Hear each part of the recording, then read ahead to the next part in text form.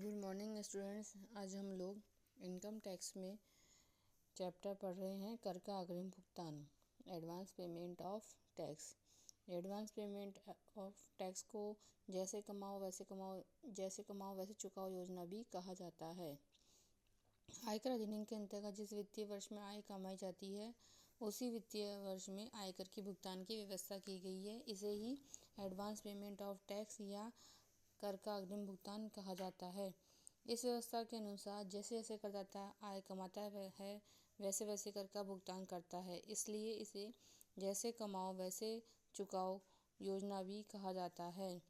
धारा 207 के अनुसार यदि करदाता को अपनी कुल आय के संबंध में जो भी उसे वित्तीय वर्ष के तुरंत बाद वाले कर निर्धारण वर्ष में कर योग्य होगी, धारा 208 से धारा 219 की व्यवस्थाओं के अनुसार अग्रिम कर चुकाना होता है। इस अधिनियम के प्रावधानों से वह व्यक्ति मुक्त है जो भारत में निवासी है और 60 वर्ष से अधिक हो गई है, जिसकी उम्र और जिसकी व्यापार या पेशे से कोई कर योग्य आय नहीं है, तो वह इस प्रावधानों से मुक्त हो सकता है। साथ ही अग्रिम कर के दायित्व की कुछ शर्तें हैं। यह कभी किसी भी वित्तीय वर्ष में किसी करदाता द्वारा अग्रिम कर चुकाने का दायित्व उसी दशा में उत्पन्न होता है जबकि उसके द्वारा देय कर की राशि 10,000 रुपये या उससे अधिक हो। यदि 10,000 रुपये से कम है तो अग्रिम कर चुकाने का दायित्व करदाता पर उत्पन्न नहीं होता है। अग्रिम कर की गणना किसी भी वित्तीय वर्ष में करदाता द्वारा देय अग्रिम कर की गणना धारा 209(1) के अनुसार निम्नलिखित ढंग से की जाएगी। यदि करदाता द्वारा अग्रिम कर की गणना धारा 210 की उपधारा 1, 2, 5 और 6 के अंतर्गत अग्रिम कर के भुगतान के उद्देश्य से की जाती है तो वह पहले अपनी चालू आय का अनुमान लगाएगा एवं उसी वित्तीय वर्ष में प्रभावित दरों के अनुसार आयकर की गणना की जाएगी।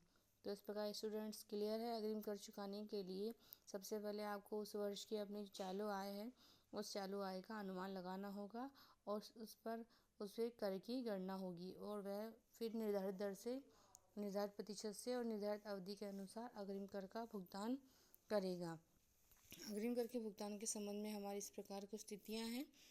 जब भी किसी करदाता का कर बनता है तो ऐसी दशा में उसको फर्स्ट यह देखना है कि वह उस गत वर्ष में जो 15 जून है या उससे पहले है वह कर की राशि का कम से कम 15% चुका दे और इससे अगली सेकंड इंस्टॉलमेंट वह 15 सितंबर को या उससे पूर्व पे कर दे। इसमें होगा 45% उससे चुकाना होगा। इसमें से 15% जो पहले चुकाया गया है वह लेस हो जाएगा। थर्ड नंबर पे उसे 15 दिसंबर तक तीसरी इंस्टॉलमेंट देनी होगी। इसमें कम से कम उसे 75% का पेमेंट करना होगा। इसमें से जो पहले चुकाया गया है वह लेस हो जाएगा। फोर्थ इंस्टॉलमेंट उसे 15 मार्च तक पेमेंट करना है। इसमें उसे 100% करना होगा पेमेंट। इसमें से जो पहले चुकाया गया है वह लेस कर दिया जाएगा। इस प्रकार स्टूडेंट्स क्लियर है कि आप जो भी आपका चालू वर्ष है इसमें आय हो रही है आपको उसी वर्ष की गणना करते हुए उसी वर्ष आपको निर्धारित तिथियों में 15 जून, 15 सितंबर, 15 दिसंबर, 15 मार्च तक एक निर्धारित जो प्रतिशत है उसके हिसाब से कर का पेमेंट करना होगा। इस प्रकार इसलिए इसे जैसे कमाओ वैसे चुकाओ योजना इसीलिए कहा जाता है कि जैसे जैसे आपकी आय हो रही है आप वैसे वैसे कर का भुगतान भी साथ में करते रहें। यदि कोई करदाता इसमें भुगतान करने में यदि चूक हो जाती है तो ऐसी दशा में 1% की दर से उसे ब्याज भी देना पड़ेगा। एक एग्जाम्पल हम लोग देखते हैं स्टूडेंट्स। कर निर्धारण वर्ष 2020-21-22 के लिए श्री बनवारी लाल द्वारा देय अग्रिम कर की गणना कीजिए। यदि उन पर पहले कभी कर का निर्धारण नहीं हुआ हो तथा वित्तीय वर्ष 2020-21 के लिए अनुमानित आय निम्न प्रकार है। सरकारी प्रतिभूतियों पर ब्याज है 34,000, व्यापार के लाभ है 7,83,500, अल्पकालीन पूंजी संपत्ति के हस्तांतरण से लाभ है 41,000, लॉटरी से आय है 4,000, वेतन है 8,000 रुपये प्रति माह। यह हो गया टोटल 96,000। अब हम लोग लगाएंगे estimated income for advance tax for the assessment year 2021-22। हम लोग सबसे पहले लेते हैं यहाँ पे इनकम फ्रॉम सैलरी। इनकम हमारी है सैलरी से 96,000, उसमें से हम एक्सटर्नल डिडक्शन लेस कर देंगे 50,000 का, तो हमारी इनकम हो गई 46,000। इसके बाद हम लोग लेंगे प्रॉफिट ऑफ बिजनेस, वो है हमारे 7,83,500। इसके बाद हम लोग लेंगे शॉर्ट टर्म कैपिटल गेन, वह है हमारे पास 41,000। इसके बाद हम लोग लेंगे इनकम फ्रॉम लॉटरी, वह हमारी 4,000। इसके बाद लेंगे हम इंटरेस्ट ऑन गवर्नमेंट सिक्योरिटीज़, वह है हमारी 34,000। तो इस प्रकार टोटल हमारी इनकम हो गई 9,08,500। अब हम इस पर कंप्यूटेशन करेंगे एडवांस टैक्स का। सबसे पहले हम लोग लॉटरी इनकम पर देखते हैं। 30% टैक्स लगेगा इस पर अलग से, वह 4,000 रुपये लगा है तो 1,200 रुपये टैक्स बनता है। इसके बाद हमारी जो इनकम बची है 9,08,500 में से 4,000 लेस कर देंगे, 9,04,500। उस पर इस प्रकार टैक्स का पेमेंट करेंगे। फर्स्ट 2,50,000 तो हमारे 2,50,000 तो हमारे वो होंगे टैक्स फ्री है। इसके बाद अगले 2,50,000 पे हमें 5% टैक्स देना है, वो होगा हमारा 12,500। फिर इसके अगले हमारे बचा है 4,04,500, उस पर हमें 20% की दर से टैक्स देना है, वह हो गया है 80,900 रुपये।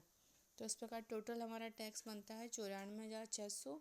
अब इसमें हम लोग ऐड करेंगे हेल्थ एंड एजुकेशन सेस 4%, वो हो गया हमारा 94,600 का 4% 3,784।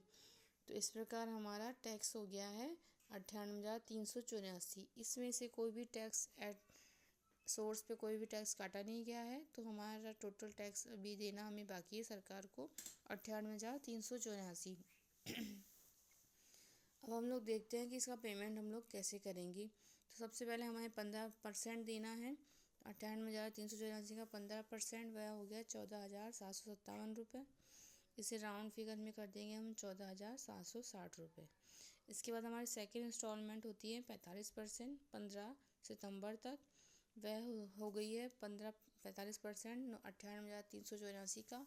उसमें से हम जो पहले चुकाया है हमने 14,760 वह लेस कर देंगे, तो यह हो गया हमारा 29,510। फिर हमारी थर्ड इंस्टॉलमेंट है 15 दिसंबर को, 75% है 98,384 का। इसमें से हमने जो पहले चुकाया है 14,760 और 29,510 वह लेस कर देंगे, तो ये हमारा बचा है 29,520 रुपये। अब हमारी फोर्थ इंस्टॉलमेंट जानी है, तो वह हमारी पूरी जाएगी। तो हमारी जो पिछला पुराना है 98,384, इसमें से हम लेस कर देंगे 14,760, 29,510 और 29,520। तो ये हमारे बचा है 24,590। ये हमारी लास्ट फोर्थ इंस्टॉलमेंट होगी। इस प्रकार स्टूडेंट्स क्लियर है कि जिस वर्ष जो हमारी आय होती है उस आय का हम अनुमान लगाएंगे और उस पर निर्धारित प्रतिशतों से हमें निर्धारित अवधि पर निर्धारित समय के अनुसार हमें टैक्स का पेमेंट एडवांस में ही करना होगा। Thanks students.